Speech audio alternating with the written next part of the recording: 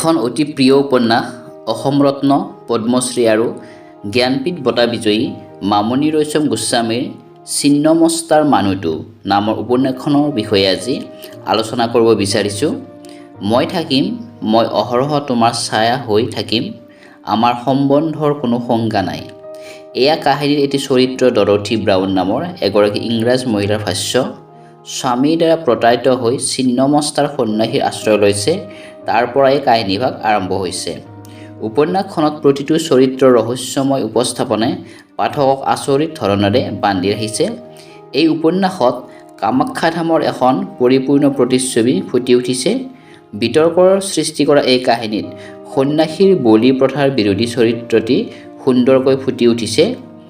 তেজ পৰিত্যাগ কৰা, ফুলৰ বস্ত্ৰ পিন্ধা ডৰথী ব্ৰাউন নিজৰ স্বামীৰ পৰা আঁতৰি সন্ন্যাসীৰ লগত থকাৰ সময়খিনিয়ে মানুহৰ কৌতূহল বঢ়াইছে যদিও দুয়োটা চৰিত্ৰক লেখিকাই বলি বিধানৰ বিৰুদ্ধে জনমত গঠন কৰাত সুন্দৰকৈ উপস্থাপন কৰিছে। যিসকলে এতিয়াও উপন্যাসখন সংগ্ৰহ কৰা নাই তেওঁলোকে ডেছক্ৰিপশ্যনত দিয়া এমাজনৰ লিংকত গৈ কিতাপখন সংগ্ৰহ কৰিব পাৰিব। ধন্যবাদ।